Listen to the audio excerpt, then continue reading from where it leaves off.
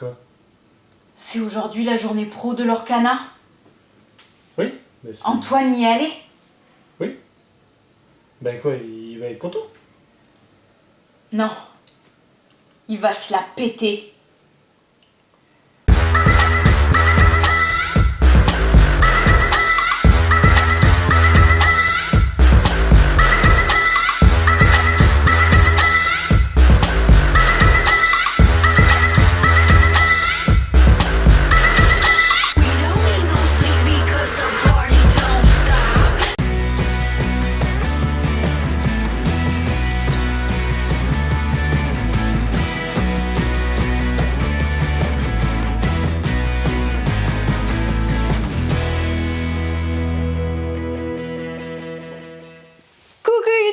Coucou Alex, bienvenue dans cette vidéo du vendredi. Tout de suite les petites annonces comme d'habitude, les annonces météo, tout ça. Focus sur Tortuga 1667 de méga avant-première, merci Lucky Duck Games. Ça sort normalement en milieu d'été, donc découvrez ça en fin de vidéo. Deuxième annonce, eh bien oui, comme vous l'avez vu dans ce magnifique sketch d'intro, Antoine et Alex. Oui. Il a aussi été un élu, ont pu enfin jouer au jeu de cartes à collectionner et jouer de l'Orcana, donc dans l'univers Disney et autres alternatifs. Du coup, bah, vous m'avez bien vendu le truc, enfin de toute façon j'en avais pas besoin, je suis extrêmement excitée à l'idée de ce jeu qui sort en fin d'été. Mais voilà, vous avez pu y jouer, vous avez grave adoré la mécanique. Alex, je te laisse le petit mot. Oui, tout à fait, ça sort très prochainement en été, c'est-à-dire en mi-août, le 18 août, si tout se passe bien. Ok. Nous avons hâte. Et voilà, on va commencer cette vidéo du vendredi avec une nouveauté que j'attendais avec impatience, le nouveau microgame, celui du mois de juin, parce que si vous avez remarqué, il y en a un qui sort par mois, et oui, sacré rythme de sortie. Il va nous falloir une grande tour pour ranger tous ces microgames. Annonce et demande à Matago. Qu'est-ce que c'est que les bons comptes font les bons ennemis par John Keane et illustré magnifiquement par, je prends mon anti-sèche qui dit Marty Cobb. Voilà, c'est magnifique, hein, vous pouvez le voir. Très joli. On vous l'avait déjà présenté dans un focus précédemment. Je ne vais pas autant rentrer dans les détails, du moins je vais essayer, parce que des fois, bah, quand je suis grave excitée par un jeu, je rentre dans les détails. C'est un duel à partir de 8 ans pour 20 minutes de partie. Ça va se jouer en 3 manches qui, à chaque fois, vont se découper de différentes manières. On va avoir 2 camps qui vont s'affronter. Le bleu contre le rouge. Ok. C'est marrant, hein, regarde. Oh, une carte. Oh, elle a 2 côtés. Parce qu'en fait, dans ce jeu, il y a, alors j'ai déjà oublié, il y a un certain nombre de cartes. C'est toujours une vingtaine de cartes. 24, voilà, 17 cartes. D'accord. Voilà, 17 cartes personnages. Et ils sont tous uniques, c'est juste que bah, ils vont être joués soit du côté du joueur bleu, soit du côté du joueur rouge. Oui. Voilà. Chaque joueur va avoir 2 cartes au hasard au début de la partie devant lui. Et on va créer une grille. Première manche, on va la créer comme ceci. Deuxième manche comme ceci. Et la dernière manche sera comme ceci. Très bien. Voilà. À la fin des 3 manches, on additionnera les points que vous aurez gagnés à chaque manche. Et on verra qui est le grand gagnant. À votre tour, c'est simple. Vous piochez la première carte de la pioche en la mettant de votre côté de couleur, bien évidemment. Sûr. Et vous allez eh bien poser une carte au milieu. Vous allez créer votre grille. Alors, ben, celle du début, vous la posez dans le vide. Mais au fur et à mesure, quand vous poserez les cartes, il faudra les poser adjacentes à une précédemment posée. Vous ne pouvez pas la mettre dans le vide là-bas, ni en diagonale. C'est forcément adjacent orthogonalement. Les placer, vous faites comme vous voulez, mais il faut optimiser par rapport aux petits points qui sont marqués ici. Vous voyez, le petit cochon, s'il est placé à côté du bûcheron, il aura plus 1 point. Par contre, si à un moment il a le grand méchant loup collé à lui, ça fait moins 5 points. Pour le joueur rouge, du coup, parce que c'est lui qui l'a joué. Mais vous allez voir, il y a d'autres cartes qui sont sympas. Il y a lui, le grand méchant loup. Ah, le fameux, voilà. Hein, mon adversaire a mis le petit cochon. Moi, j'ai le grand méchant loup. Bah, voilà, comme ça, je sais qu'il aura moins 5 points. Nananaire. Et lui, par contre, il a plus 1 par petit cochon adjacent. Donc j'ai déjà 1 point et lui il a moins 5, ça c'est cool. Et on va continuer comme ça, sauf que bah, évidemment je vois ce que l'autre a. Donc mon adversaire, avant de jouer le petit cochon, il est intelligent et il a vu que j'avais le grand méchant loup. Donc il va dire bon, je vais le garder le petit cochon, hein. Je vais attendre que lui il pose son grand méchant loup ou un truc du genre. Et c'est là où on va y retrouver un peu les sensations de hiérarchie, quand même un peu plus simple, qui est que vous avez visu sur ce qu'a l'autre et que vous avez quand même un peu de contrôle et de tempo. Oui. Voilà, donc vous allez créer la grille. Vous avez des cartes plutôt sympas qui sont, je crois, la marâtre et la sorcière. Voilà. Ouais. Après l'avoir joué, retournez cette carte et une carte adjacente. Ça, c'est hyper Donc bien. vous pouvez la mettre. Souvent, vous voyez, ça fait du -2. À Hansel et je crois même Gretel. La marâtre, il n'y a pas grand monde qui l'aime. Hop, vous la posez. Vous dites que celle-là est rouge. Hop, celle-là est bleue. Exactement. Donc vous avez refilé -2 points à votre adversaire du coup. Tout à puisque fait. ça devient une rouge, donc ça devient à lui. Et vous n'avez pas de malus. Voilà, ça c'était le jeu. Très simple, très efficace, Oui. magnifique. Il y a un petit côté casse-tête, il y a un petit côté effectivement hiérarchique qui rencontre l'île des prédateurs un petit peu. Et Crypt de Sedlec. Crypt de Sedlec, effectivement. Ouais, donc un petite bon casse-tête à mix deux. de quasi tous mes favoris de la gamme. Hein. C'est très Voilà. chouette. Il y a vraiment ce côté un peu morpion évolutif, d'alignement de cartes, Ouais. de combos avec les pouvoirs et tout. C'est hyper cool, des petits twists avec les pouvoirs de la marâtre et de la sorcière pour retourner les pouvoirs contre l'adversaire. C'est très très cool. Moi, c'est franchement un de mes préférés. Celui-ci. Ouais, celui-là, hiérarchie et griffonfon. Un petit chouchou. Allez, on enchaîne. C'est parti. Foxy de David Spada et illustré par Stefano Tartarotti. Alors, petit mot pour l'auteur qui habite à Cézanne, qui subit en ce moment des grosses inondations, donc petite pensée à cet auteur. Foxy, distribué par BlackRock, par les Fearless Frog et Gatheon Games. Donc, qu'est-ce que c'est que Foxy? C'est un jeu compétitif de mémoire et d'addition, je dirais. Oui, d'observation, de Voilà. comptage. De comptage. Oui. C'est un cousin éloigné un peu de Poule-Poule, très éloigné, dans le sens où on révèle Il y a des un cartes petit et on... côté, avec des Poule-Poule, animaux, il faut se souvenir un peu de ce qui est sorti quand même. Double, enfin des trucs comme Voilà.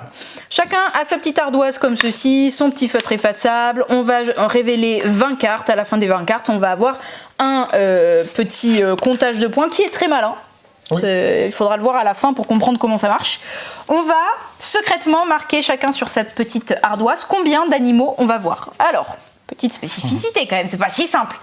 Je tourne la première carte. Oh, Petit lapin. c'est un lapin, il est tout seul. Donc, sur cette carte, la une, je n'ai vu qu'un animal. Tout à fait. Ok. Hop, là, Un zèbre et au fond une girafe. un zèbre et une Deux girafe. animaux. Ça fait 2 animaux. On oublie le lapin pour l'instant, il est recouvert, il est plus là. Ok. Pour l'instant. Un dauphin. Très bien, ça fait un dauphin. Un dauphin. Un chat et un poulpe. Un chat et un poulpe, bah ça fait 2. Ça fait 2. T'es sûr on n'a pas croisé de chat avant? Non, Bon, ça fait 2. Un ours. un ours, ça fait tout un seul. Il n'y a pas de problème. Ah, Foxy. Incroyable Foxy. Quand le renard il sort, qu'est-ce qu'il faut faire? Et ben dans la case qui correspond à la carte à laquelle on l'a sorti, donc là c'est la carte numéro 6, on doit compter le nombre d'espèces différentes qu'on a croisées jusqu'ici. Je crois qu'il y en a 7, mais je suis pas sûr. Alors, on essaye tous de récapituler. Il y avait le poulpe, le chat, le lapin, l'ours, la girafe, le zèbre. Et je sais pas s'il y avait le dauphin. Non. Non, donc ça fait 6. Allez, vas-y, mais 6. Allez, On merci. compte pas Foxy, hein. Foxy il compte Tout pas. à fait. Hop là, On continue. 6.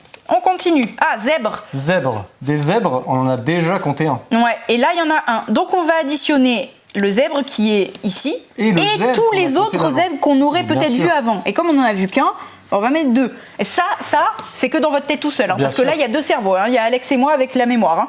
La poule, ça va C'est toute la seule. première. Hop, girafe. On n'avait pas Ça- déjà vu une? Deuxième, je crois, ouais. Tirer 2. Hop. Ouf. Bah alors là on Trois, va du coup. 3.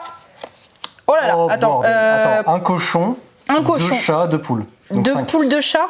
Ok. Moi, je Donc, pense. Ok, donc un seul cochon, on a vu 2 poules et on a Ouais, vu 2 chats. Je crois, ouais. Ok. Un ours, on a déjà vu un, c'est Oui, sûr. Donc 2. 2. Une poule, on a déjà vu une. Donc Non, une, on a vu 2. je crois. Donc Deux, ça on avait ferait compté 3. 2 fois, donc 3 poules, je crois. Ok. Oh là là. Oh bordel. Alors, 3 zèbres, 3 girafes, non? Ça fait 6? 2 zèbres? Je sais plus. Je sais plus. On va dire 6. Donc 3 zèbres plus 3 girafes. Combien vous avez compté de zèbres et de girafes depuis le début de cette vidéo? Alors, chat, on n'en est pas à 4 au moins. Oh non, mais laisse tomber, il y a un lapin. Attends, ça fait lapin, 5. c'est que le deuxième. Deuxième, et donc le chat, c'est 3. Je pense qu'on... Non. Si. 3 chats. C'est de la cinq. triche quand il y a le chat, on voit pas le lapin parce qu'on est trop occupé à regarder le chat. Oh là là. 2 cochons, c'est sûr. 3 poules 5. Ouais, ouais, 5 ça. Alors, j'écris pas du bon endroit, vous me pardonnez. Ouais, elle est pas très forte. Oh là là, le chat, je sais plus. Oh non, donc 3 poules, 4 chats, donc 7. Moi, je dirais ça. Pourquoi je t'écoute alors que t'es nul et Mais moi je fais des sans c'est fautes? trucs au pif. Les gens, ils sont en train d'écouter la vidéo, 2. ils disent mais qu'est-ce qu'il raconte? C'est pas compté. lui. C'est clair. Lui, c'est le premier, je crois qu'on voit. Dauphin, ça c'est sûr. Attends, poulpe, ça fait pas 2? Mais Non, si, c'est- si, oui, si, t'as fait 2. C'est bon. T'as marqué 2. Ah ouf, oh, voilà, je te laisse tomber. Je sais plus. 3 lapins Moi, je dirais 8. Non, 3 lapins et 3 ours. Je suis sûre qu'il y avait que 2 ours. Mais bon, c'est pas grave. Ouais. Ok, et ben voilà. Comment on compte va le score? voir. Comment? Oh, mais quelle bonne question, Alex. On retourne le paquet. On retourne le paquet. Hop. Et première carte, on a croisé Un lapin. un lapin. Donc on coche un lapin. J'avais bien marqué 1. Donc c'est bon, on a 1 point. Ici, j'ai un zèbre, une girafe. Ça fait donc 2. On a Ça marqué fait 2, deux. donc ça fait bien 2 points. Très bien. Un dauphin. Ça fait bien 1. On va faire tout le scoring pour leur montrer comment ça fonctionne. Ouais, non. Je veux juste voir combien on avait. On avait 2, Ils vont c'est bien. regarder le timecode, ils vont accélérer. Hein. Ils vont dire non. Ouais, voilà. Passez pas à la regarder suite, tout les le gens qui s'en calcul. fichent. Et ceux qui veulent voir si on s'est trompé et qui veulent la bonne réponse. Hop. 1. Oui, c'était un 1 ici, hein, c'est pas un 2. La vidéo Foxy. du vendredi dure 2 heures. Il y a un 2, décompte 3, qui dure une 4, demi-heure. 5, 6, 7. Ah, tu vois, t'as dit 6, c'était 7. Mais non, c'est l'inverse. J'avais dit 7, t'avais dit 6. Non. Si. Bref. Vous allez revoir dans la vidéo. Donc, c'est vrai, j'ai eu raison. Zèbre et...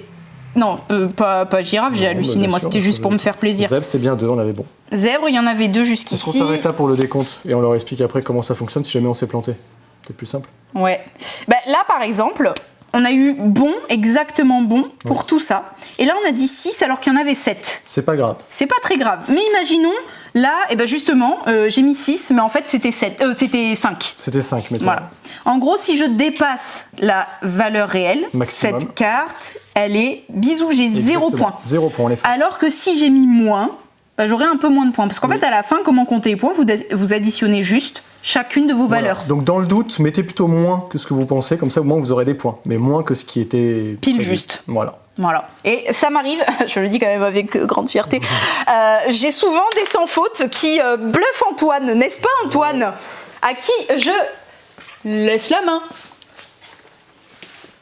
Bah, il me faudra un micro s'il vous plaît. Merci beaucoup, je m'attendais pas. Bah, moi non plus. Pas enchaîné, Je mais croyais que- enchaînons. on enchaîne, Hop là. il y a encore du temps. Badass Force. Badass Force, c'est 2 boîtes. Nous avons Badass Force édition DVD et Badass Force édition VHS. On va y retrouver les grands héros du cinéma d'action américain. Donc pour la période 80-90 dans VHS et on va dire 90-2000 pour la version DVD. Bien sûr. C'est un jeu de Ghislain Masson, illustré par Evgeny Yurikev. C'est un jeu d'ambiance pour jouer de 3 à 6 joueurs, à partir de 14 ans pour des parties d'environ 45 minutes. C'est un jeu où ça va bastonner, ok? On est là pour se foutre sur la gueule. Il y a quand même un peu de finesse parce qu'il y a une partie un peu bluff. Vous Bien allez sûr. voir. Comment est-ce que ça fonctionne? Eh bien, on va sélectionner donc tous les personnages d'une boîte. Donc là, moi, évidemment, pour la démo, j'ai mis l'édition VHS parce que, Oui. parce que dedans, il y a Sylvestre, parce que dedans, il y a Chuck. Et puis, il y a quand même Jean-Claude et Sigourney. Bah, les tu meilleurs. parlais de finesse, je pense que Schwarzenegger il est pas mal en termes de finesse. Bon. Donc, on va les étaler sur la table. Pourquoi? Ben, comme ça, on va pouvoir voir leur pouvoir. Ils ont chacun un pouvoir bien spécifique. On va commencer la partie avec une arme sélectionnée au hasard. Donc, moi, j'ai commencé avec le fusil à pompe. Et on va avoir des personnages en main qu'on appelle des badass. Et l'un de vos badass, vous allez les sélectionner et vous allez le mettre sous votre arme face cachée. Vous savez ce que c'est, les autres joueurs ils ne savent pas ce que c'est. Moi j'ai mis Jean-Claude, il a un pouvoir sympa, ça vous dit dépenser 2 munitions, tentez de deviner le badass d'un autre joueur, si vous le trouvez il est tué. Ah oui, en fait on a tous les mêmes héros en main et on en choisit un. C'est ça, ouais, il y a un petit côté oriflamme en fait, Ah un oui, peu, par ok, exemple. cool. Donc, on sait ce que les autres peuvent avoir dans la main par élimination, Très cool. voilà. Hop là, dans la main et surtout sous leur arme. On va avoir ici une petite médaille qui vous rappelle où vous en êtes dans le jeu. Ok. On va avoir ici la piste de charge sur le fusil à pompe. On va faire des points, donc on va déterminer combien de points par défaut sur cette magnifique piste de score en couteau de l'armée américaine. Exactement. Par défaut, on peut aller jusqu'à 16, mais on peut décider de faire des parties plus courtes, plus longues. Et ça, c'est vous qui voyez avec la bande de potes avec qui vous allez partager ça. On fait des points en faisant des éliminations. Et vous allez voir, c'est hyper simple. Il y a une carte d'aide de tour. Et ben, pour mon explication, je vais me contenter de la suivre. Et ça vous permet de comprendre le jeu dans sa quasi-entièreté. À votre tour, gagnez des munitions. Si vous êtes en mode normal, en mode cool, vous allez gagner une munition. Donc sur votre arme, hop là, fusil à la pompe. Enfin, moi j'ai fusil à pompe. Vous allez augmenter de 1, tout simplement. Si vous étiez en mode énervé, vous augmentez de 2. Okay. En mode énervé, c'est quoi? C'est quand il vous reste plus qu'un seul personnage, il est en mode vengeance en fait.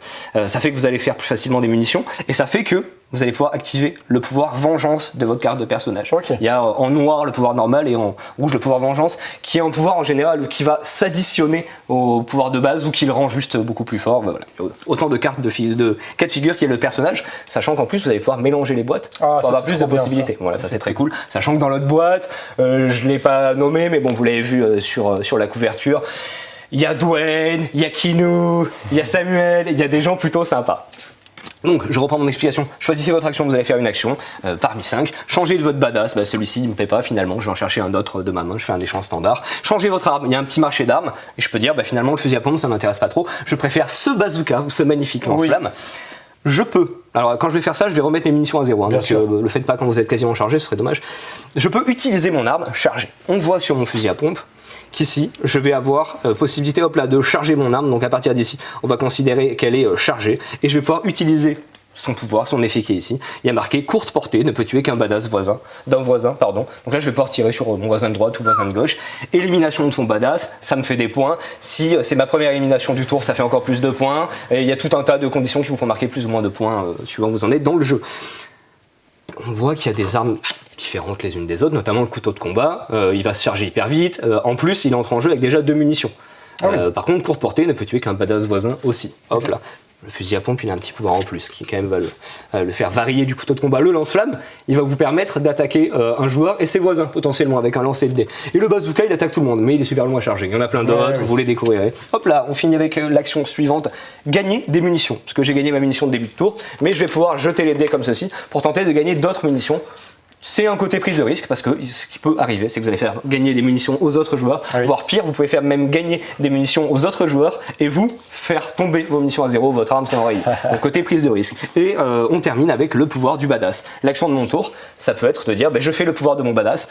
Mon badass, c'est tel badass. Donc là j'ai Jean-Claude, mais j'aurais pu très bien dire j'ai Steven devant moi et faire le pouvoir de Steven. Et les autres joueurs vont me dire ok c'est bon vas-y, ou non t'es un gros menteur. Et évidemment si je me fais attraper la main dans le sac, c'est une punition pour moi. Un joueur qui va m'accuser à tort, c'est une punition pour lui. Et voilà, c'est à peu près tout. Même quasiment tout, on a fait 95% des règles. Simple, parce que jeu de bagarre, entre potes, avec ces personnages. Les illustrations sont très cool. Et puis il y a plein de clins d'œil à tous leurs films.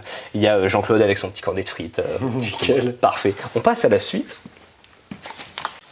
Et on continue donc avec l'Enclume, hop là, un jeu de Grégoire Desvaux, Olivier Thomasso et Alexis Pascal. L'Enclume, c'est marqué dessus, le jeu le plus lourd du monde.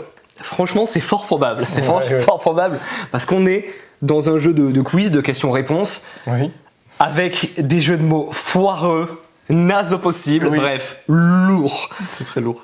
Comment est-ce que ça fonctionne? C'est très simple, il y a une personne qui va prendre une carte, qui va vous annoncer la thématique, donc on cherche un film, on sait que la réponse est un film, et va lire une petite phrase qui est marquée ici. Donc moi par exemple, là, c'est l'indice en gros, je vous dis, ponctuation dans une voiture familiale. Vous allez chercher un petit peu ce que c'est, si jamais vous galérez, je peux vous donner un indice. L'indice, c'est surf. L'avez-vous? C'est pourtant très évident. Ponctuation dans une voiture familiale, c'est point break. Ah, t'as rigolé quand même. Oui, parce que c'est pas point break. Donc là, il y a 2 types de joueurs. Il y a ceux qui lèvent les yeux au ciel et qui disent c'est pas du tout mon humour. Et il y a les gens comme moi qui ricanent tout le long parce que c'est débile au possible. Et si vous partez sur l'Enclume, vous signez pour ça. Et si vous aimez ce genre d'humour, croyez-moi que vous allez vous régaler. On s'en fait une ou deux de plus. Alors je vous explique quand même le scoring parce que il y a un scoring. Oui, quand même, il y a des règles. Au dos de la carte, il y a un poids. Et c'est très simple, on fait la partie en tel poids. Donc le premier arrivé à 5 tonnes, le premier arrivé à 8 tonnes. Enfin, c'est vous qui voyez. Où on compte pas les points et juste on se fend la gueule parce que je pense que ça s'y prête très bien. Une œuvre littéraire. Hop là, j'essaie de la cacher. Le maigre qui protège des moustiques. Indice, D'Artagnan. Et oui, parce que le maigre qui protège des moustiques, c'est les 3 mousquetaires. C'est vraiment trop. La gêne est présente, je meurs de honte. On s'en fait un dernier pour la route, c'est une ville, nettoie à l'eau. Nettoie à l'eau. C'est Reims, voyons. C'était vraiment super bon public. C'est génial. Voilà, j'ai l'Enclume, vous connaissez le jeu, vous avez compris le jeu, vous avez tout de suite compris si c'est pour vous ou pas, parce que le jeu, c'est ça, c'est cet humour méga lourd au possible. On passe sur un jeu d'ambiance qui est juste à côté, qui est un petit peu plus fin quand même. Oui. C'est le caméléon. Je sais pas du tout dans la vidéo si j'ai l'impression que ça ressort un petit peu bien, avec les pixels de la caméra, parce que dans la vraie vie, arriver à lire le caméléon là-dessus, c'est vraiment pas facile. Je confirme, moi je le vois pas trop. Un jeu pour 8 joueurs, pour des parties d'environ 15 minutes. Ils disent à partir de 14 ans. Franchement, je pense qu'on peut jouer un peu plus tôt. C'est tout à fait faisable. C'est un jeu de Riki Tata, donc c'est le papa de Complot notamment. C'est un jeu de la MAM Games. Je sais pas si c'est l'illustrateur, je pense, parce que sinon le jeu c'est un jeu Big Potato Big Games. Potato Games, donc la MAM Games, ça doit être des illustrateurs. Mais C'est est-ce tout à qu'on fait peut possible. parler d'illustration ou plus de... de design, de design, effectivement. C'est un jeu avec un traître, tout simplement.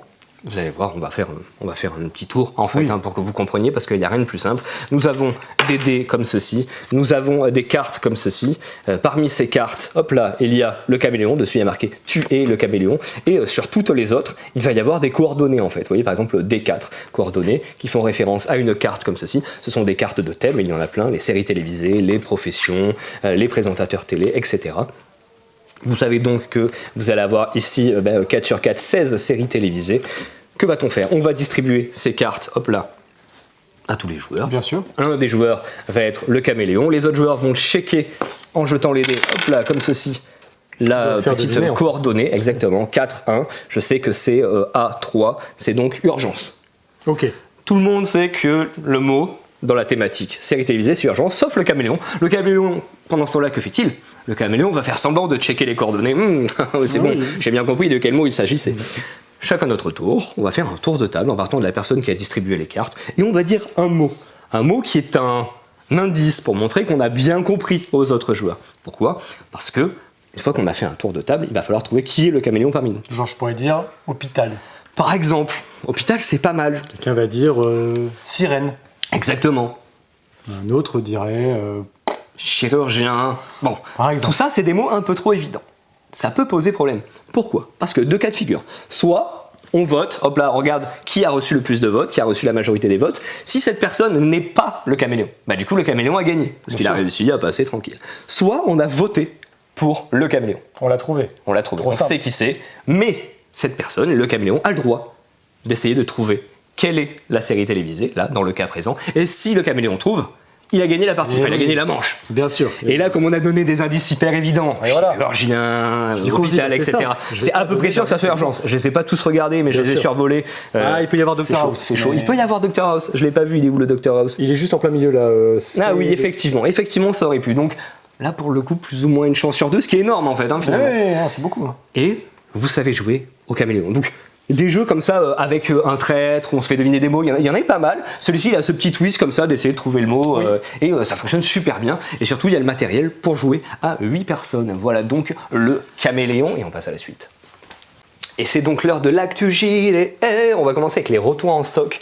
Retour en stock, alors oui ça fait des mois qu'il n'était plus là, c'est le manuel des gardiens pour l'appel de Cthulhu. Voilà, ça c'est fait, ça c'est dit. Vraiment, quand je dis des mois, je me demande, ça fait pas une bonne année quasiment, j'exagère peut-être. On a fait plus de 6 mois, et l'autre est ici, alors lui par contre, il est là depuis, il est absent depuis vraiment très longtemps. C'est le bestiaire pour Pathfinder, la seconde édition. On n'avait que le bestiaire numéro 2 depuis très longtemps. Et voilà, c'est l'occasion, si jamais vous avez commencé la gamme et que vous êtes directement passé au numéro 2 parce qu'il n'était pas dispo, hop là, vous savez que il est à nouveau disponible. On va passer aux nouveautés avec Égrégore. Égrégore, donc un jeu de rôle de Stéphane Sokol édité par les 12 singes. Moi, quand je vois des bouquins des 12 singes pour du jeu de rôle, je commande quasiment systématiquement parce que c'est toujours de qualité. Et c'est souvent, pas toujours, mais très souvent, des clés en main. C'est-à-dire que quand vous achetez un bouquin ou un coffret, vous avez tout ou quasi tout, au moins vous avez de quoi jouer cash avec des scénarios, des règles, c'est souvent très narratif. Ici Égrégore, je ne vais pas du tout rentrer dans les détails parce que c'est volontairement un jeu très mystérieux, très occulte. C'est de l'enquête contemporaine avec des éléments de fantastique. Donc en gros, nous on va enquêter pour le Global Healthcare Holding. Et magnifique accent anglais. On va partir au début de la campagne, puisqu'il s'agit d'une campagne sur une enquête somme toute classique, et on va se rendre compte qu'en fait derrière le voile occulte de la vérité, il y a de sombres secrets. Et voilà. Et je vous en dis pas plus parce que de toute façon j'en sais pas beaucoup plus. Juste les 12 singes, je fais totalement confiance. On est sur un gros coffret, ça se fait un petit peu en ce moment là. Dernièrement, on avait reçu City of Mist, hop là, qui a reçu la petite recommandation d'Antoine parce que je suis en train de le lire et que je trouve ça assez fantastique, même si j'ai pas joué. en tant que meneur de jeu et joueur, on arrive à sentir si c'est pour nous ou pas, et puis c'est hyper bien édité. Bref, je digresse complètement. J'aime bien les gros coffrets comme ceci, alors d'accord, c'est un gros billet, mais là-dedans, vous avez déjà le gros coffret pour pas que ça s'abîme chez vous, ça fait toujours plaisir. Vous avez un bouquin de 176 pages, c'est les règles et l'univers du jeu, donc vraiment les bases pour jouer, quoi. Et une fois que vous avez les bases, vous avez Totenkopf, qui est à nouveau une campagne de 176 pages. 2 fois 176 pages. Est-ce un hasard ? Je ne pense pas. Et vous avez des dossiers, vous avez des pré-tirés, enfin bref, il y a tout dedans pour faire la campagne. Donc, voilà, je trouve qu'il devrait y avoir plus de propositions comme ceci. Et on continue avec l'autre petite nouveauté qui n'est pas une petite nouveauté, petite par la taille, mais en tout cas celle-ci on l'attendait vraiment, c'est la plaine des bourdonnements de Roll-Time. On vous avait fait un focus dessus, on a même fait une sorte d'actual play, une partie filmée, une partie du premier scénario. Je vous invite à aller voir si vous voulez voir à quoi ça ressemble. Qu'avons-nous ici ? C'est une boîte d'initiation au jeu de rôle. Ça conviendra aussi aux personnes qui font déjà du jeu de rôle, parce qu'il y a 2-3 originalités, je vais revenir dessus. Mais vraiment, si vous voulez débuter le jeu de rôle, en famille, avec des potes, c'est une super formule parce qu'on est vraiment pris par la main. Il y a quand même pas mal de liberté, c'est une excellente alternative à Critical quand même, parce que je trouve que c'est un petit peu les deux boîtes en ce moment d'initiation. Donc Critical, il y avait eu Sanctuaire et Fondation, donc de la fantasy et de la SF. Là, pour l'univers, nous sommes des insectes. Dans un univers un petit peu aussi fantastique, avec des petits trucs de SF. Je voulais découvrir, j'en dis pas plus. Et puis surtout, c'est basé sur les personnages, enfin les classes de Donjons et Dragons. Donc, bien sûr. Moi j'avais joué une coccinelle, une sorte de une roublard, voleur comme ça, un peu qui fait des coups en douce. J'étais plutôt un guerrier. T'étais un guerrier, on peut jouer une mouche qui fait de la magie brute. C'était un papillon, donc plutôt un barde. C'est ça. Et qui nous jetait de la poudre aux yeux pour essayer de nous convaincre. C'est hyper original dans son univers. Il faut savoir que c'est là, il y a un petit aspect pédagogique. C'est là pour vous proposer d'apprendre des choses. C'est-à-dire que vous pouvez totalement faire l'impasse dessus, c'est quand même bien dommage, je trouve, mais ça vous met à disposition tout un tas de petites informations sur les insectes, sur la pollinisation, etc. Et ça vient pas bloquer, ralentir l'expérience de jeu, au contraire, je trouve que ça l'enrichit plutôt. C'est vraiment agréable. Les jeux qui veulent faire trop de pédagogique, je trouve que ça peut être un peu relou parfois, mais là pour le coup c'est hyper bien foutu, c'est hyper bien dosé. Et la petite originalité, donc, en plus de la thématique, ça va être la mécanique de jeu, puisqu'en fait votre personnage va venir avec un deck de cartes, et vous n'avez pas besoin de mémoriser toutes ses capacités, ses pouvoirs, etc. Bon, déjà, il n'y en a pas 3000, et en plus de ça, c'est des cartes avec 2-3 lignes de texte à tout casser, et quand je veux faire l'action, je joue ma carte. C'est hyper pratique, vraiment en termes d'ergonomie, c'est hyper agréable, et puis il va y avoir un côté un peu, bien sûr, amélioration de personnage, ça reste un jeu de rôle, donc on pourra avoir accès à de nouvelles cartes, etc. Si je dis pas de bêtises aussi, ce qui est très cool, c'est que c'est de Bordeaux. Et ça, c'est de Bordeaux, j'ai failli pas le dire. C'est Bordeaux, c'est fabriqué en France, c'est français. Voilà, je soutiens à 100% ce genre de démarche, surtout quand c'est bien fait comme ça. Donc Roll-Time, la plaine des bourdonnements, je pense recevra très prochainement la recommandation de Antoine Orion Jeu de rôle. Et pas que de moi, parce qu'on a vraiment tous apprécié. D'ailleurs, il nous tarde de finir l'aventure. Voilà donc pour l'actu JDR, et on va repasser sur le jeu de société. Et bonjour, bonsoir, bon joueur, bonne joueuse. On enchaîne toujours dans cette vidéo du vendredi avec la nouvelle extension boîte indépendante de la gamme Unmatched. Unmatched, il y a une multitude de boîtes. Alors ça, ce sont des très très grosses boîtes dans lesquelles vous avez 4 personnages que vous allez pouvoir jouer dans des univers différents, avec toujours un grand plateau. Et ici, vous avez des petites boîtes. Donc là, la dernière qu'on a reçue en petite boîte, c'est Houdini contre le génie. Et en fait, il faut savoir que ces boîtes-là sont aussi indépendantes, mais toute la gamme Match peut se mélanger. Donc plus vous avez de boîtes, plus vous avez de possibilités, de combinaisons possibles. Ici, on retrouve Houdini et le génie. Honnêtement, sur le dos de la boîte, vous n'avez qu'un petit descriptif sur le personnage, mais techniquement, vous en dire plus sur les mécaniques de jeu. Je n'ai pas plus d'informations. On n'a pas trouvé beaucoup d'infos. Ouais. Effectivement.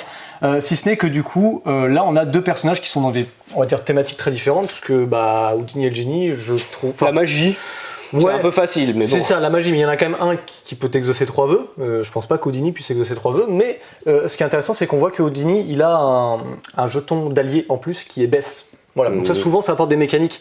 On retrouvait ça notamment avec Sherlock Holmes et puis Watson, où à chaque fois vous avez des cartes qui sont affectées que par Watson et d'autres qui sont affectées que par Sherlock. Donc ce sera à vous après d'en tirer le meilleur parti en fonction du personnage que vous allez jouer. Je rappelle que les boîtes sont combinables, donc ça c'est super cool parce que Sherlock Holmes qui affronte le génie, on a envie de voir ça. On peut mélanger les personnages. Houdini contre Dracula. Ah, Houdini Dracula, c'est pas mal. On peut mélanger les plateaux aussi, ce qui est cool, parce que les plateaux sont différents. À chaque fois c'est un plateau double face avec des petites spécificités sur chaque face. Tout à fait, c'est vraiment la force de Unmatch avec volume 1, volume 2, Cobble and Fog et puis toutes les petites boîtes qui existent. On enchaîne toujours dans le jeu à deux. On a reçu D'Orge et de Blé, un jeu de Scott Helms, illustré par Michael Menzel. C'est le même qui a illustré en fait L'Âge de Pierre et Andorre. C'est pour ça que vous dites « Ah, mais j'ai déjà vu cette patte ». Et effectivement, là, on retrouve D'Orge et de Blé. On retrouve un auteur et un illustrateur, auteur très connu. C'est un jeu uniquement pour 2 joueurs, à partir de 10 ans pour des parties d'environ 30 minutes. Je n'y ai pas encore joué, j'ai très hâte d'y jouer parce que c'est typiquement ma came. On a un thème, une illustration un petit peu qui fait penser à Agricola et j'adore ce genre de jeu. Jeu de gestion de ressources, de gestion de main aussi un petit peu, avec un système de cartes que j'aime beaucoup, très fluide, iconographie très claire, et ce côté aussi que j'aime bien chez l'illustrateur, c'est qu'il mélange l'iconographie et les illustrations, mais on garde toujours en lisibilité. Ici on est sur un jeu donc d'affrontement, où on va avoir 6 manches qui sont récapitulées ici sur ce plateau. On a un petit marqueur qui va vous indiquer les différentes années qui se passent. Il y en aura 6. À la fin des 6 années, on aura du coup fait plein de petites choses qui nous permettront à la fin de marquer des points. Et celui qui en a le plus, évidemment, gagne la partie. C'est un jeu dans lequel, en fait, à chaque année, donc comme je disais, il y en a 6, à chaque année, on va suivre 4 phases. Il y aura une phase, en fait, de répartition des ressources. Voilà, donc l'eau, il y en aura toujours beaucoup dans la rivière. Quoi qu'il arrive, il y aura toujours tous les jetons. Ici, ça va dépendre des années. Vous verrez qu'il y a des années qui sont plutôt fertiles, des années qu'on peut appeler fructueuses, et des années qui sont plutôt de sécheresse. Donc ça sera marqué en vert pour les fructueuses et en rouge pour les sécheresses. Et donc c'est pas forcément les mêmes ressources. Il y en a toujours moins en sécheresse. Ça aura un impact aussi sur les cartes. Donc on va avoir dans la première phase de chaque année un setup qui va dépendre de si vous êtes en année fructueuse ou sécheresse, qui va indiquer le nombre de ressources qu'on a. On va également avoir des cartes en main. Donc au début de la partie, et sur la première manche, on va avoir 5 cartes en main. Vous allez voir les cartes ici, on va les étudier ensemble. Elles sont découpées en 3 parties. Parce qu'en fait, c'est les 3 manières d'utiliser votre carte. Puisque à votre tour de jeu, parmi vos 5 cartes, vous allez pouvoir en choisir une et l'utiliser de 3 manières différentes. Soit vous l'utilisez pour la section du haut. Donc dans ce cas-là, vous la posez devant vous, on va le dire que c'est là. Je pose ma carte, donc je t'invite à montrer, hop, ici, voilà. Pardon. Ici, donc on a cette carte-là, je la joue et du coup, je vais gagner immédiatement les ressources qui sont ici. Et donc ces ressources-là, je vais les prendre dans la limite des stocks disponibles qui sont là. Donc là, par exemple, j'ai ceci, et je vais gagner du coup un dos, un petit... alors je sais pas ce que c'est que ça. Du blé cuit, j'en ai aucune idée. Je crois que c'est de l'orge, mais alors j'espère que je dis pas de bêtises, je crois que c'est la fameuse. C'est de l'orge, et puis là, ça doit être du blé. Donc je récupère ces ressources-là, et ces ressources-là, je vais les stocker dans ma grange. Donc hop, là, vous voyez que la grange, c'est bien fichu aussi, c'est ce que je disais, illustration et mécanique se confondent, mais restent lisibles. Il y a des emplacements dans la grange, vous en avez 9 au total, c'est pour ça que c'est quadrillé un petit peu avec le toit. Et donc du coup, là, je peux récupérer 3 ressources, j'en place une là, une ici, et une ici. Je suis entièrement rempli dans ma grange. Si jamais, plus tard dans la partie, je refais cette action de récolte, eh bien en fait, je la pose comme ceci, et je récolte de nouveau l'entièreté de ma colonne. Donc plus je le fais, plus je gagne de ressources. Attention, parce que lorsque je gagne des ressources, si je dois les stocker dans ma grange et que je n'ai pas assez pour pouvoir les stocker, assez de place, je suis obligé de donner le surplus à mon adversaire. Et si mon adversaire à ce compte-là ne peut pas non plus les stocker, eh ben on les vire, elles sont défaussées dans la réserve. Donc ça, il faut faire attention, gestion de ressources et de stock. Ça, c'est la première manière d'utiliser une carte. La deuxième manière d'utiliser une carte, c'est tout simplement, vous voyez, vous avez, comme son nom l'indique, d'orge et de blé, vous avez de la bière que vous allez pouvoir faire, ou du pain, que vous allez pouvoir également faire. Donc l'idée, c'est que vous avez 2 emplacements ici, une brasserie et une boulangerie, hop, qui est ici. Si jamais j'ai les ressources ici, et je crois que c'est le cas, oui, c'est ça, je vais pouvoir placer cette bière ici, dépenser les ressources depuis ma grange, donc je les défausse, et je gagnerai éventuellement les 9 points qui sont indiqués ici. Lorsque j'ai fait une bière, éventuellement du pain, ce qui est tout à fait possible si j'ai les ressources, eh bien, l'emplacement ici est bloqué. On le voit, c'est rappelé ici, je ne peux faire qu'une seule bière et un seul pain. Les emplacements ici sont bloqués, je ne pourrais pas en refaire un par-dessus. J'en viens du coup à ma troisième action, qui est l'action d'amélioration et de nettoyage. Quand vous allez améliorer, faire l'action d'amélioration, vous regardez uniquement la section du bas de votre carte, et le petit icône qui est ici vous rappelle où est-ce que vous avez le droit de la placer du côté de votre plateau, juste en dessous. Et en fait, ce sont des améliorations, comme son nom l'indique, par rapport aux cartes et par rapport au développement de votre gestion aussi de ressources. Si jamais celle-ci, je veux la placer, j'ai le droit de faire cette action-là à mon tour, je la place juste en dessous là, et vous voyez que maintenant, c'est amélioré. Donc, lors de cette phase-là. Donc lorsque c'est indiqué, c'est marqué lors du nettoyage. Si votre brasserie contient au moins une bière, c'est le cas, et je peux récolter un dos directement. Donc il y a sans du le moteur. Exactement, il y a vraiment ce côté engine building où on va essayer de s'agencer au mieux dans les productions, dans le stock, dans le gain de ressources et dans les améliorations. Une fois que j'ai amélioré, je peux retirer ces deux cartes-là de ces emplacements-là et je les mets de côté, ils ont été validés. Ça me permettra de calculer mes points en fin de partie. Une fois qu'on a joué nos cartes, en fait, du coup, on va passer à la phase juste après. Ce qui est intéressant lors de cette phase-là, en fait, lorsqu'on joue nos cartes, c'est que quand vous êtes en phase je vais y arriver, non pas de sécheresse, mais de Prospérité. Prospérité, je vais y arriver, j'ai plus le nom, de prospérité, on va dire ça. L'idée, c'est que quand vous allez jouer une carte, vous allez passer le reste de votre main à votre adversaire. Yes. Et lui, du coup, il va après jouer une carte de sa main et il va aussi vous passer ses mains. Donc en fait, l'idée, c'est qu'à chaque fois, dans cette phase fructueuse, voilà, donc la phase fructueuse, c'est ça que je cherchais, vous allez du coup récupérer les cartes de l'adversaire et à chaque fois, vous allez échanger jusqu'à jouer vos 5 cartes. Lors d'une phase de sécheresse, c'est différent parce qu'en fait, les cartes qu'on aura jouées, comme je disais, en récolte, devant nous, avant de passer à la phase de sécheresse, on va récupérer les cartes qu'on a jouées. Donc là, j'en récupère 2. Je vais compléter ma main avec la pioche pour monter jusqu'à 5. Et en phase de sécheresse, c'est rappelé sur le plateau, on va rajouter des cartes ici, dans une zone qu'on appelle la zone de troc. Et à partir de ce moment-là, quand je joue une carte de ma main, je ne vais pas passer le reste de mes cartes à mon adversaire, je vais les garder en main. Mais plutôt que de jouer des cartes de ma main, j'ai le droit de troquer. Et si j'ai envie de jouer une carte ici, j'ai le droit, mais du coup, si je joue une carte de la zone de troc, je suis obligé de remettre une carte de ma main. Donc du coup, j'offre plus de possibilités à mon adversaire. C'est le seul twist qui change en fait entre différentes phases, entre la phase fructueuse et la phase de sécheresse. C'est que fructueuse, il y a un draft avec les cartes qu'on a en main, et en sécheresse, on a une possibilité de troc avec les cartes qui sont présentes. Il faut savoir aussi que les ressources seront en nombre limité, donc forcément, si jamais vous anticipez mal votre stock et le réapprovisionnement des ressources en année fructueuse ou en année de sécheresse, vous risquez du coup d'être très handicapé. Une fois les 6 années effectuées, on compte les points. Celui qui a le plus de points l'emporte évidemment. Je suis hyper hypé par ce genre de mécanique parce que j'aime bien le principe d'une carte qui rappelle, je retrouve ça notamment sur le plateau d'Abyss, si vous l'avez déjà vu le plateau d'Abyss, ça vous rappelle immédiatement ce que vous avez le droit de faire à votre tour. Le dessus, le milieu ou le bas. Ça offre des choix, ça offre plein de petits dilemmes. Ça offre plein de possibilités, surtout avec le draft. Puis quand on est en phase de sécheresse, on voit qu'il y a des cartes qui deviennent intéressantes à la fois pour l'adversaire. Donc si j'ai une carte qui m'intéresse là, ok, mais qu'est-ce que je vais donner qui pourrait pas intéresser mon adversaire? Si je vois qu'il est en surstock, et du coup ça veut dire qu'il va pas trop produire. Ou alors je peux essayer de profiter de sa surproduction pour pouvoir récupérer, mais dans ce cas-là, il faut que j'ai de la place. J'aime beaucoup, ça offre beaucoup de dilemmes et sur une mécanique très très accessible. Donc moi j'ai très hâte de jouer à Orge et de Blitz. Pour y avoir joué, c'est très sympa, effectivement. Je sens que c'est mon type de jeu. Ça va te plaire, c'est sûr.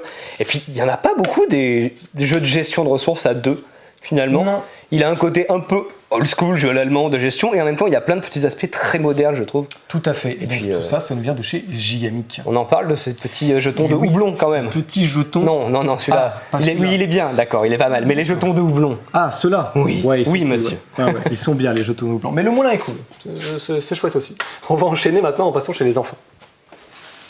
Donc on continue avec les enfants et on a reçu beaucoup de choses pour les enfants, notamment dans la gamme ici de chez Ozu. Vous avez des petits jeux comme ça qui sont souvent dans le même format en fait qu'on peut retrouver chez Djeco, mais c'est plein de petits jeux et moi je vais vous parler essentiellement de jeu du Gloops. Le jeu du Gloops, c'est un jeu d'observation et de rapidité qui peut faire penser un petit peu à Aligali pour ceux qui connaissent, sauf que c'est un jeu beaucoup plus accessible ici, plus petit format aussi. On est sur un jeu à partir de 4 ans, c'est 5 minutes les parties forcément. Pour ces enfants de cet âge-là, il faut que ce soit un peu plus court et très rapide.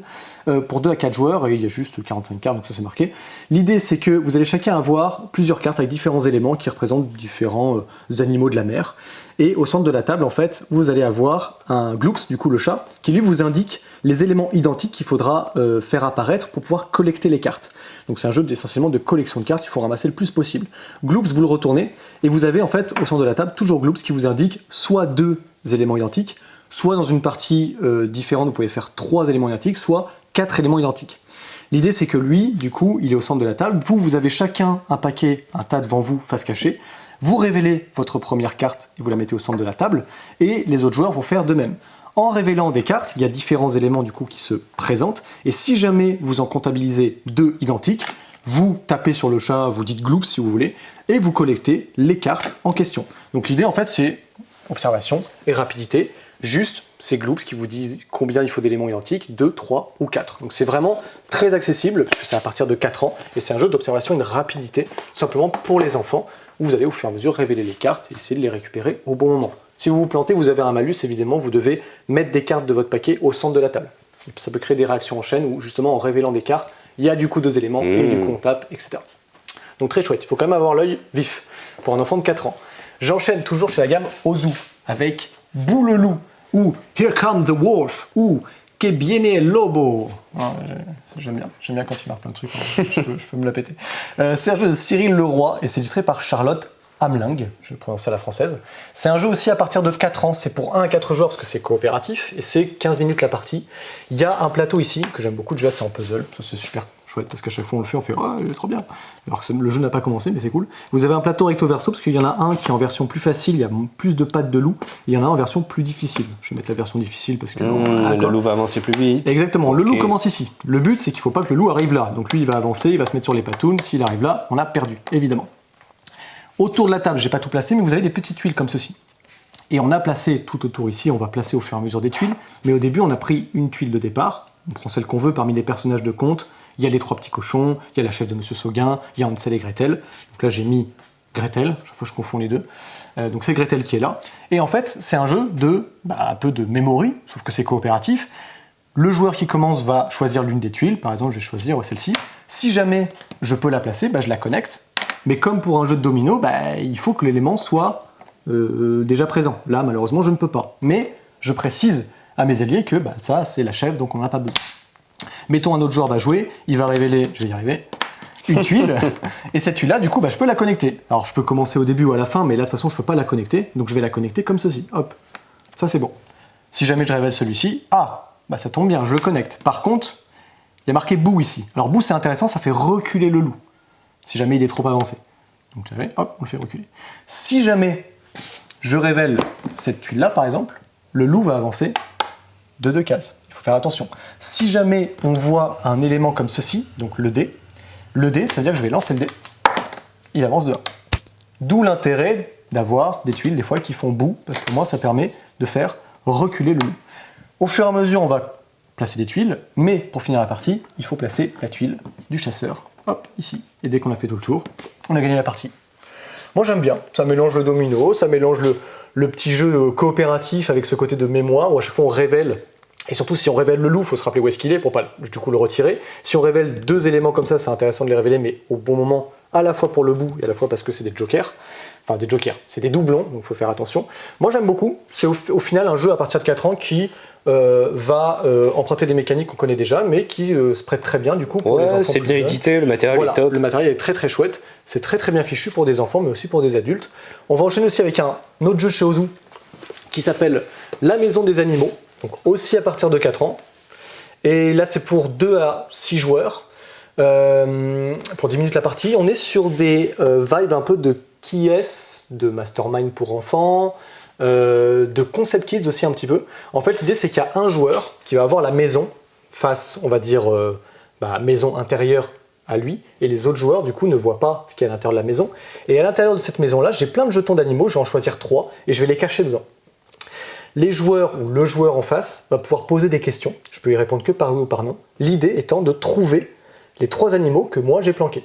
Donc du coup, les questions, pour un enfant de 4 ans, ça va peut-être plus axé sur la couleur ou sur la forme ou que sais-je, sur des choses peut-être pour lui qui lui parlent plus physiquement, mais après pour des adultes ça peut être des questions beaucoup plus poussées, genre est-ce que ça vole, est-ce que ça nage, est-ce que ça vit dans la forêt, ce genre de choses, c'est là où ça se croise avec Concept Kids, mais l'idée c'est que du coup l'enfant va peut-être aussi plus se baser sur les fonds de couleurs, ou même sur du vécu qu'il a eu avec des animaux, et donc du coup il posera à chaque fois des questions, et par élimination, un peu comme un Qui-est, il va essayer de retrouver les 3 animaux que j'ai planqués dans la maison, voilà.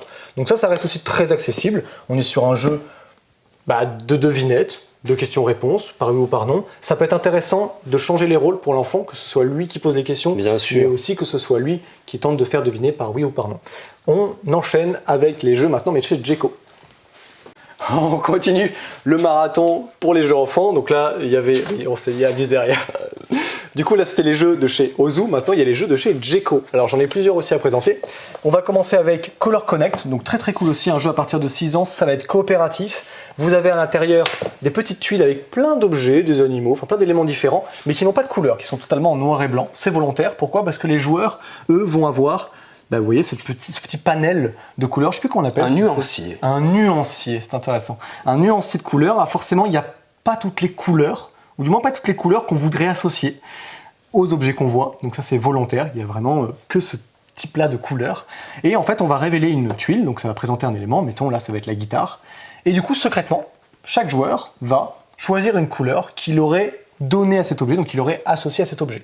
Ensuite, on révèle, et le but, vu que c'est coopératif, vous l'imaginez bien, c'est qu'on ait sélectionné, sans se concerter au préalable, la même couleur pour l'objet. Donc là, la guitare, mettons, on est 3, il y a un joueur qui va sélectionner rouge, l'autre aussi, puis l'autre va sélectionner noir, on va révéler, et s'ensuit évidemment des discussions en disant mais pourquoi t'as pas choisi rouge? Mais ouais, c'est ça qui va être Et intéressant. dire, mais non, la guitare la plus connue c'est la Fender, et elle est noire, et oui, mais si je tape sur internet guitare, et ben la première qui sort c'est rouge, enfin, voilà. Et ou alors moi quand j'étais petit j'avais une guitare bleue, donc j'ai mis le bleu, voilà. Et donc à chaque fois ça va créer ce côté un peu, ce qu'on appelle du team building, là ils appellent ça du team guessing, mais c'est ce principe-là, c'est de créer de la communication à travers en fait une association de couleurs sur un élément qui n'en possède pas. Donc très très cool aussi Color Connect. Si Moi vous j'aime voulez. vraiment beaucoup. Je trouve ce genre de jeu aussi passe totalement non pas chez les enfants mais dans un jeu apéro, Ah ouais, un ça jeu pourrait, d'ambiance, c'est vraiment ce concept-là. Et ça c'est très très cool. Je trouve les illustrations très très bien fichues parce que les nuances de noir et blanc sont bien fichues. On a vraiment envie d'associer le caméléon. J'ai typiquement envie de le mettre en vert. Je sais pas si le vert, Oui, parce qu'il y a des couleurs qui paraissent évidentes mais qui ne Ouais. sont pas pour vous mettre en difficulté. Moi je l'aurais mis en vert et peut-être que les gens l'auraient mis en violet. Ouais, Bref, ouais, grave. Color Connect j'aime beaucoup. On continue encore chez Djeco. Là, c'est plutôt un jeu aussi pour enfants. À partir de 3 ans, ils mettent jusqu'à 6 ans, mais Les tout petits. vous faites ce que vous voulez. Hein. Vous n'allez pas vous dire « Oh non, j'ai 7 ans, je peux pas y jouer ». Vous jouez ce que vous voulez. Rapido Météo, c'est un jeu dans lequel en fait, on va habiller un petit tigre, mais à travers une narration que l'adulte peut faire ou que l'enfant peut faire. Je vous montre rapidement comment c'est mis à l'intérieur. Vous avez un petit sachet dans lequel il y a plein de petits éléments. On a un petit tigre, comme ça. Trop choupi. Trop chouette. Il y en a 3, il y en a plusieurs. On peut jouer forcément jusqu'à... je ne sais plus le nombre de joueurs. Ils ont mis 3 à 6 ans, mais le nombre de joueurs, je ne le vois plus. C'est étrange. Pourtant, ça joue à partir de 2, 3. Je ne le vois plus, c'est étrange. Vous allez avoir, donc mettons si on est à 2, il y a, mettons, le parent qui va en fait tirer une carte, donc qui peut ressembler à ceci, voilà. Et ça indique en fait comment est habillé l'ours. Sauf que moi, je ne vais pas le montrer aux joueurs et dire, voilà, habille-le comme ça. Non. En fait, à l'enfant, je vais lui raconter une histoire. Je vais dire, voilà, là, on part en classe de neige, et du coup, je vais embarquer mon petit bonnet bleu à points jaunes avec le pompon vert pour me protéger du froid. Et ensuite, pour me protéger du froid, je vais pas y aller en t-shirt, je vais forcément y aller avec un petit blouson vert, avec des petits boutons verts mais plus clairs et des poches roses, c'est très important pour ranger du coup mes petits papiers. Et j'aurai également mon pantalon vert pour me protéger du froid, pantalon vert avec des petits cercles blancs.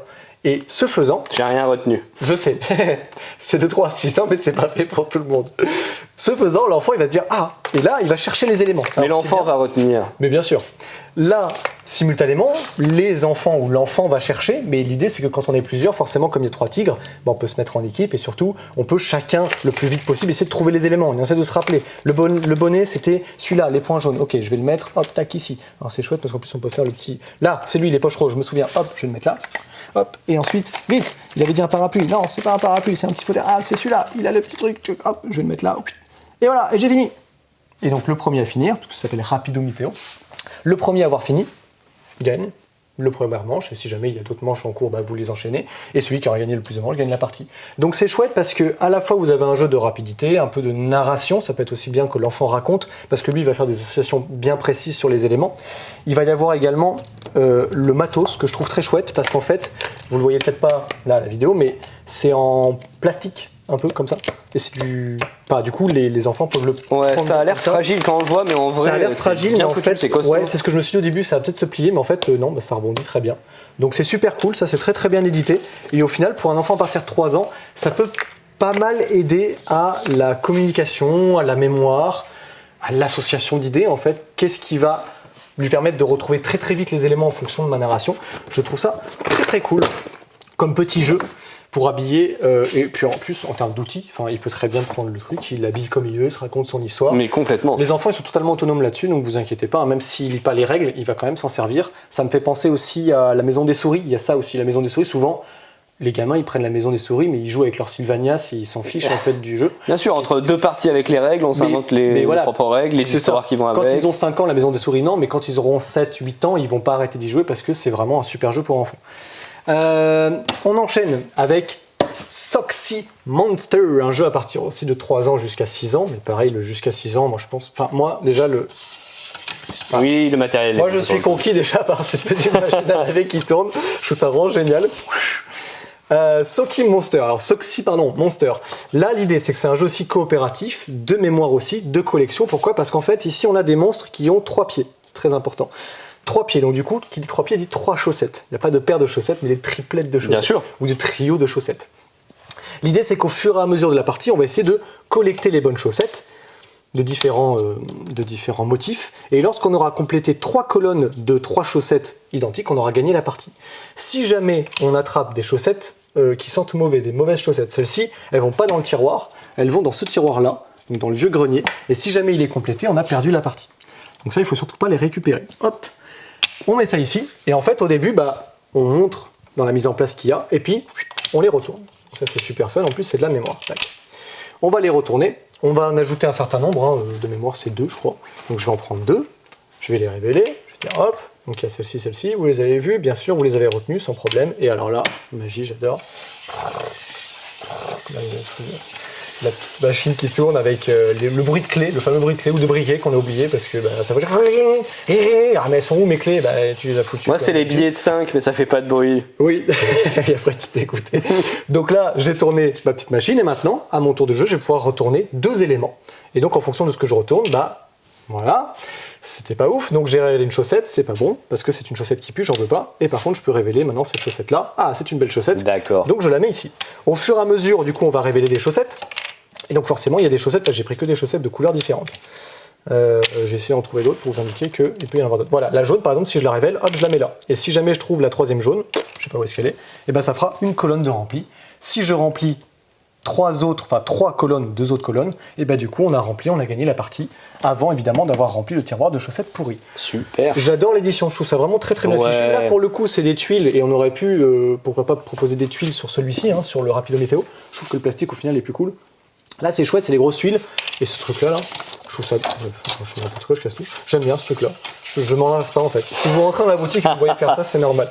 Voilà, je trouve l'édition vraiment top. Il y a vraiment plein de jeux enfants qui sont géniaux aujourd'hui. Et en plus c'est souvent des petits trucs dans le matos qui font que c'est magique. Je pense notamment à la colline au feu follet, il n'y a rien, c'est des petites billes, des petits bonhommes, des petits lutins qui ont des tronches mais ignobles, mais c'est trop fun. Enfin, il y a vraiment un truc qui se passe, je trouve, dans la manipulation, dans l'édition, c'est franchement très très cool.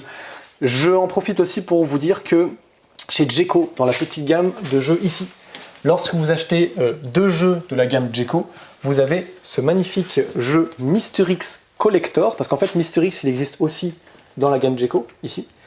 Sauf qu'ici c'est une version collector, donc plus petite, transportable. Là il y a un peu plus de cartes, mais du coup vous avez un format beaucoup plus petit, et celui-ci il vous est offert quand vous achetez 2 jeux de la gamme de chez Djeco. Voilà, j'ai fait ma petite annonce commerciale. Maintenant je vous laisse derrière le comptoir. Et recoucou, vous me voyez traîner dans le fond de la vidéo parce que j'attendais que vous veniez ici derrière le comptoir.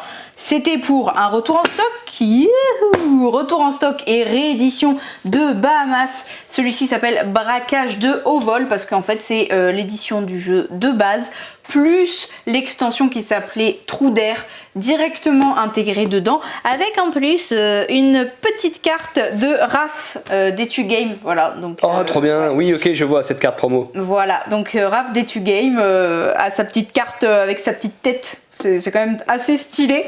Si vous la voulez, elle est là-dedans. Oh, génial. Et Get On Board, deuxième boîte. La première, c'était Londres et New York. Et bien maintenant, vous allez avoir Paris et Rome. Ce flip and... J'allais dire right, oui, c'est flip and right, mais aussi vous posez des petits cubes. Il y a 3 mécaniques. C'est ça, ouais. C'est ça.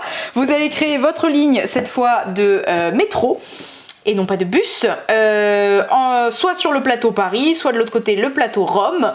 Comme dans le premier jeu, ça va être le même principe de vous retourner une carte qui va vous donner un chiffre, et ce chiffre-là, sur votre fiche personnelle, vous donne une forme un peu à la Tetris que vous allez devoir disposer sur le plateau. Sachant que la grande particularité et richesse de Get On Board, c'est que chaque fiche est asymétrique. Ça veut dire que le ticket 1, sur la feuille de Antoine, ça lui fait une ligne toute droite. Moi, le ticket 1, ça me fait un un L. Ouais, ça c'est hyper malin. C'est grave bien. Donc du coup, chacun va mettre ses petites sections comme ça, de petits bâtonnets en bois avec la forme imposée pour essayer de relier les passagers et après aussi de relier les endroits où il faut les déposer. Parce que c'est là aussi la grande richesse de Get On Board, c'est qu'il y a plein de manières de scorer qui sont en fait de récupérer des passagers et les amener là où il faut. Les mamies, bon, elles sont sympas, on les met dans le métro et elles font des points. Plus vous en avez, plus vous avez de points. Je sais pas c'est quoi l'histoire de ces pauvres vieilles dans le métro. Bah on raconte à chaque fois qu'on joue. Moi j'aime bien quand je joue raconter des histoires avec ce jeu. Voilà. Vous avez toujours les étudiantes, comme dans le jeu de base. Enfin, c'est pas un jeu de base, c'est juste une autre boîte, hein, parce que ça c'est un stand-alone. Où vous les récupérez et après vous les déposez à des universités. Vous avez ici les touristes. Pareil, vous les déposez, enfin vous les prenez, vous les déposez à plein d'attractions touristiques, genre le Colisée. Hein. Et les nouveaux, c'est les amoureux. Voilà, parce que c'est les villes romantiques, hein, voilà la France. Cet accent random. Je sais faire que l'accent de chez moi, le sud. Et donc, eux, ils sont par paire et il faut les déposer au restaurant. Bah oui, bien sûr. Trop génial. C'était Get On Board, du coup, Paris et Rome. Et cette fois, c'est bon, je ne vous dis pas à bientôt chez Jeux de cartes Bordeaux, puisqu'il y a le focus de Tortuga.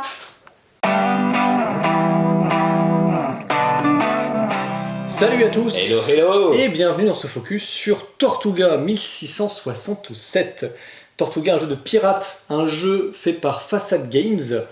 C'est édité en France par les Lucky Duck Games, distribué par Neoludis. C'est un jeu de, je regarde ma fiche, Travis Hancock, Holly Hancock aussi, et c'est illustré par Sarah Kill.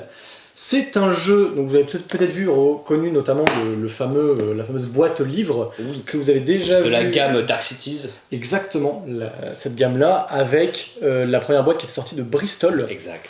On reste sur des jeux dans un peu la mécanique de Bristol, c'est-à-dire assez fourbe, jeu de bluff. Là, on est sur un jeu à identité secrète, mais en équipe. Il y aura les Français contre les Anglais. On est sur une thématique plutôt de pirates, comme son nom l'indique, Tortuga. On va avoir un petit plateau sur lequel il va y avoir 2 bateaux essentiellement. Il y aura un galion espagnol qui lui va servir de stock de trésors en gros. Il y a le hollandais volant et il y aura le pavillon noir. Et sur ces 2 plateaux vont se répartir les différentes équipes. Là on a fait une mise en place à 6. Entre les 2 bateaux vous aurez 2 petites barques qui pourront accueillir un personnage. Et au centre on aura Tortuga. Le but du jeu, ça va être de faire en sorte qu'à la fin de la partie, qui sera déclenchée par une carte que l'on appelle Invincible Armada, donc une carte événement, lorsqu'elle sera piochée, ça enclenche la fin de la partie. Donc à la fin de la partie, l'équipe, du moins le pays qui aura le plus de richesse de son côté, vous verrez sur le plateau, on fera un zoom. Oui, on vous montrera tout ça. Si la France a le plus de trésors, elle gagne la partie. Si c'est l'Angleterre qui a le plus de trésors, c'est elle qui gagne la partie. Comment va se passer un tour de jeu? C'est relativement simple. Chaque joueur va se voir attribuer un petit jeton d'une couleur et aléatoirement sera disposé soit sur le pavillon noir, soit sur le hollandais volant. Et chaque joueur va se voir attribuer une carte de personnage qui renvoie à la couleur et qui en plus au dos va vous indiquer l'ordre de tour, ou du moins les différentes actions que vous avez le droit de faire. Les actions que vous avez le droit de faire, dans tous les cas, parce que comment marche un tour de jeu, c'est qu'à votre tour de jeu, vous n'avez que, on va dire déjà, une action à faire parmi 4. Et en fonction de la position que vous avez dans le bateau, vous aurez peut-être des actions supplémentaires. Une action que vous pouvez faire à votre tour, tout simplement, ce serait de regarder, vous avez ici 5 cartes événements, vous avez la possibilité d'en consulter 2 uniquement. Vous consultez les 2 et vous les remettez face cachée. Les cartes événements, ça peut être bénéfique ou négatif, mais je ne vais pas trop rentrer dans le détail, vous les découvrirez vous-même plus tard. Vous avez une autre action possible, en tant que pirate, c'est de prendre une carte, de la révéler et d'appliquer ses effets, que ce soit négatif ou positif. Une autre action possible, c'est de forcer un joueur à choisir de révéler une des cartes événements parmi 2 que vous aurez sélectionnées. Donc je dis, toi, tu vas révéler l'une des 2 cartes que je te propose. L'autre action possible, c'est de déplacer son pion. Alors, sur le plateau, il y a différents emplacements qui sont plus ou moins considérés comme adjacents. Vous avez le hollandais volant qui est adjacent à une barque. Les 2 barques sont adjacents à Tortuga, donc l'île. Et l'autre barque mène, du coup, au pavillon noir. Donc il y a 2 bateaux, l'île au centre, et entre l'île et les 2 bateaux, une barque qui peut accueillir une place. Donc déplacer son pion, c'est prendre son pion et se déplacer sur un emplacement adjacent sur le plateau. J'en viens maintenant aux actions spéciales en fonction de votre positionnement. En effet, sur chaque bateau, on a 5 emplacements disponibles, et en fonction de où vous vous situez, à l'avant ou à l'arrière du bateau, vous avez un poste que vous occupez. Si vous êtes tout devant le bateau, vous êtes le capitaine. Donc il y a une action que vous aurez, 2 actions que vous aurez en plus par rapport aux autres. Si vous êtes deuxième, vous êtes le second. Le second aura une action particulière qu'il aura le droit de faire, entre autres contre le capitaine. Et si vous êtes dernier, donc le tout dernier de la file, vous êtes ce qu'on appelle le mousse, et vous aurez une action en plus. L'action du capitaine, ça va être laquelle? L'action du capitaine, ça peut être d'appeler à l'attaque. Vous allez en fait pouvoir attaquer soit le galion espagnol pour piquer des trésors, soit, quand le galion espagnol sera vide, attaquer le bateau adverse, pour piquer des trésors évidemment. J'y reviendrai après comment ça marche, c'est en utilisant des cartes de vote. Vous avez une action aussi en tant que capitaine, c'est de dire toi tu dégages du bateau. Dans ce cas-là, vous éjectez un pion de votre bateau et vous le mettez sur l'île de Tortuga. Ça c'est pas mal quand même. Ouais, c'est plutôt cool en tant que capitaine. Faut faire attention à qui on éjecte. Oui, bien sûr. Si de notre équipe, c'est un peu contraignant. Ça, c'est les 2 actions en plus que vous avez le droit en tant que capitaine. Je rappelle que les actions que j'ai énumérées, les 4 d'avant, c'est pour tous les pirates confondus. Donc capitaine, second et mousse. Le second, lui, il a une action supplémentaire, ça peut être de lancer une mutinerie. Donc ça va concerner uniquement le bateau dans lequel il se trouve et ça permet d'éjecter le capitaine puisque tous les pirates sont concernés dans le bateau, sauf le capitaine, puisqu'on fait une mutinerie contre lui. Ça permettra aussi de l'éjecter et de l'envoyer sur Tortuga. Enfin, le mousse, lui, il aura une action, ça va être de pouvoir déplacer un coffre d'un emplacement anglais à un emplacement français. En fait, vous l'avez peut-être vu là tout à l'heure quand Antoine a montré le plateau de plus près, c'est qu'en fait, chaque bateau a 2 cales, une cale anglais et une cale français. Et donc forcément, c'est ça qui permet de garder le compte des trésors, si c'est aux anglais ou si c'est aux français. Et donc le mousse, lui, il a une action qui permet de dire, ce trésor-là qui est dans l'emplacement anglais, je vais le passer plutôt par là, ça me fait plaisir. Voilà, donc là déjà, ça vous donne un peu des indications. Ça, c'est toutes les actions disponibles. Et enfin, il y a une action qui est un peu spéciale, ce qu'on appelle le Rix. Mais ça, c'est uniquement quand vous êtes sur Tortuga.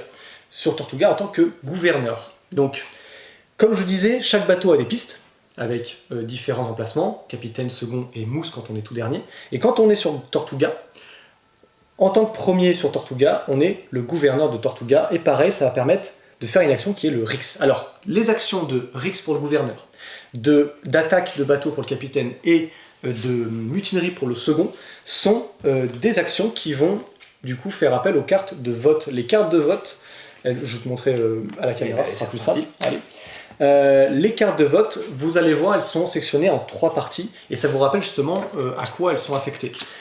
Comme le montre Antoine là maintenant de suite, c'est bon. Comme le montre Antoine ici, en fait, vous voyez, il y a les cartes de vote qui sont divisées en 3 parties. Si vous lancez une attaque par le capitaine va demander à tous les joueurs de son bateau de jouer une carte vote de leur main en ne prenant en compte que la partie du haut, qui est considérée pour une attaque. L'attaque, il faudra regarder, donc il y a différents éléments, il peut y avoir des petites mèches de feu, il peut y avoir des canons et des mèches, il peut y avoir que des canons, il peut y avoir également des seaux d'eau. On va chacun dans le bateau du capitaine qui a lancé l'attaque, donc chaque joueur, là mettons si on est dans cette configuration-là, dans le bateau du Hollandais volant, on est 3, on va chacun jouer une carte de notre main de vote, et on va ajouter la première carte de vote dans le paquet, donc on ne sait pas ce que c'est que la carte de vote. On va mélanger du coup pour le coup ces 4 cartes-là, on va les révéler, et si jamais il y a au moins une mèche et au moins un canon, c'est-à-dire que l'attaque est réussie. Attention, les seaux d'eau annulent les mèches, donc si jamais il y a 2 canons, une mèche et un seau d'eau, ben vous n'avez rien, l'attaque est un échec. En revanche, s'il y a un seau d'eau, 2 allumettes et un canon, ben c'est bon, il y a une allumette qui est coupée, enfin qui est annulée par le seau d'eau, mais il y a toujours une allumette présente pour allumer le canon, qui permet de faire une attaque réussie. Dans ce cas-là, le capitaine prend un coffre du galion espagnol et va le mettre soit du côté anglais de son bateau, soit du côté français. Donc ça, c'est pour l'attaque du capitaine. Le système de vote de la mutinerie marche par le même système, si ce n'est que le second va demander à tout l'équipage, sauf le capitaine, de jouer une carte de vote en ne prenant en compte que les symboles de mutinerie, qui sont des crânes ou des gouvernails. Si jamais, donc même système, hein, chaque joueur joue des cartes, sauf le capitaine forcément, on ajoute une carte de la pioche en plus, donc il peut y avoir forcément cet aléatoire qui va contrer la mutinerie. S'il y a plus de crânes que de gouvernail, la mutinerie est une réussite, on éjecte le capitaine, et donc forcément le second devient capitaine, et du coup les autres reprennent une place en amont. Si jamais c'est un échec, bah, le capitaine il est content, il reste capitaine. Donc toujours ce même système de vote. Évidemment, une fois qu'on a joué une carte, on repioche. Enfin, le gouverneur, s'il est ici, et s'il y a plusieurs personnes sur l'île de Tortuga, on va avoir ce qu'on appelle une action de Rix. Ça c'est le gouverneur, il dit voilà, moi je fais mon action de Rix. Rix c'est le même système, sauf que vous regardez uniquement les drapeaux, donc la section du milieu qu'on a vu sur les cartes, qui représente soit des drapeaux français, soit des drapeaux anglais. Tout le monde met une carte, tous les joueurs concernés sur l'île de Tortuga mettent une carte, et en fonction, s'il y a plus de drapeaux anglais que français, les 2 trésors vont aller chez les anglais. S'il y a plus de drapeaux français que d'anglais, les 2 trésors de Tortuga vont chez les français. S'il y a une égalité, bah du coup, un trésor chacun. Je pense que j'ai à peu près tout dit dans les actions. Les tours vont très très vite parce que vous n'avez qu'une action à faire parmi, allez, au maximum 6 si vous êtes capitaine, mais sinon ça reste 5, donc c'est relativement portable. L'idée étant de prendre parti un peu plus sur les emplacements, que vous soyez sur le bateau ou gouverneur, ou justement sur les bateaux, mais en tant que mousse, ça peut être très malin parce qu'en fait vous êtes le seul à pouvoir décaler les bateaux anglais, enfin les trésors anglais, français ou français. C'est le bon plan, anglais. mousse, c'est pas mal. Voilà, donc je pense que dans les règles j'ai été assez précis. Oui. Pour vous donner un peu une sensation de jeu, on est typiquement sur des jeux à la Shadowhunter, Bang, Bristol forcément. C'est ça. C'est un peu chaotique, mais il y a quand même pas mal de retournements de situation. On peut très vite deviner qui est dans quelle équipe, ou alors c'est que la personne bluffe très bien. Mais même en devinant ça, du coup, ça devient très stratégique. Petite précision, c'est que si jamais le galion espagnol n'a plus de trésor, là on ne tape plus les Espagnols, on tape forcément ceux qui ont plus de trésors, donc le pavillon Ça noir commence à se canarder. ou le Hollandais volant. Les cartes événements du coup vont se renouveler à chaque fois, c'est-à-dire quand je révèle une carte, j'applique l'effet. Donc là par exemple c'est la marque noire, ça veut dire que si je la révèle, je suis abandonné directement sur Tortuga. Donc si j'étais capitaine ou second, ça m'embête un peu, mais du coup j'applique directement l'effet, la carte, il y a une nouvelle carte qui vient se mettre ici, etc. Ce qui est cool en termes de rejouabilité, c'est que les événements en fait sont constitués à chaque fois de la même manière. Il y a des cartes qu'on met forcément, et ensuite vous avez plein de cartes spéciales ici. Vous en choisissez 3 au pif, ou vous vous concertez entre vous, et vous les mettez.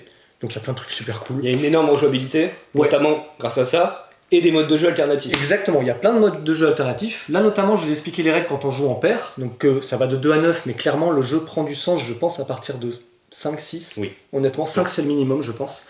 En dessous, c'est un peu confus. Sachant que à partir d'un nombre impair, vous avez un nouveau pays qui arrive, c'est les Pays-Bas. Et en général, les Pays-Bas sont tout seuls, donc cette petite carte-là. Le Pays-Bas, lui, son but, c'est d'être ni pour l'Angleterre ni pour la France, donc de créer une égalité dans la répartition des trésors. Donc s'il y a égalité à la fin et qu'il y a un joueur qui est du Pays-Bas, il gagne la partie. On est sur ce genre de jeu un peu à la When I Dream, où en fait vous êtes entre les deux. Et alors là, le bluff, je pense, devient plus intéressant. Je vous dis je pense parce que nous, on y a joué à 6. Je dirais fin de milieu de partie, on a commencé à dessiner un peu des groupes. Ça a mis un certain temps quand même. Ouais, on a senti que la France était présente. Oui. Et elle a tenu le bon. Il y a un moment, c'était quand même assez tendu. Mais c'est ça qui est très cool, c'est quand vous sentez que vous êtes près de la victoire, vous allez rusher les cartes événements, parce que vous avez envie de trouver la carte finale qui est toujours à la fin. Il y a une gestion du timing également. C'est très très bien fichu. Les cartes de vote aussi sont assez originales dans la lecture. Très bien fait aussi d'avoir rappelé à chaque fois à quoi servent, pour quelle action servent les icônes. Je pense qu'on a à peu près tout dit. Oui, un jeu qui a l'air complexe parce qu'on vous a expliqué plein de choses, mais finalement, vous avez une petite aide de jeu où il y a toutes les actions. Il y a tout un tas d'exceptions que sont les cartes événements, mais vous disiez ce qui est marqué dessus. Pour votre première partie, vous n'avez pas besoin de les connaître, vous les découvrez en jouant. Et finalement, il est quand même assez léger. C'est assez léger, énormément de possibilités. Effectivement. Là, vous avez une petite carte de rappel, il n'y en a qu'une seule, mais c'est un rappel sur les différentes cartes événements, ce qui existe, ce qu'il y a comme effet, et notamment les différents effets sur les actions de rigs, d'attaque, de mutinerie, les icônes à quoi elles servent, etc. C'est très très bien fichu, je trouve qu'en termes d'édition, très cool. Petit point de plus aussi à chaque fois, pour que ça rentre dans la boîte, ils font des petits tapis néoprène. Oui, ça c'est franchement top. Voilà. Ça sort au mois de juillet. C'est ça, c'est prévu pour juillet, en espérant que ça ne soit pas retardé. Juillet, début juillet, nous ne saurons vous dire, mais a priori, c'est au mois de juillet, et nous on l'attend de pied ferme, parce qu'on a beaucoup aimé cette gamme, que sont les Dark Cities. Tout à fait. Je pense qu'on va s'arrêter là, et puis on vous dit à très bientôt. Chez Jeux des cartes Bordeaux.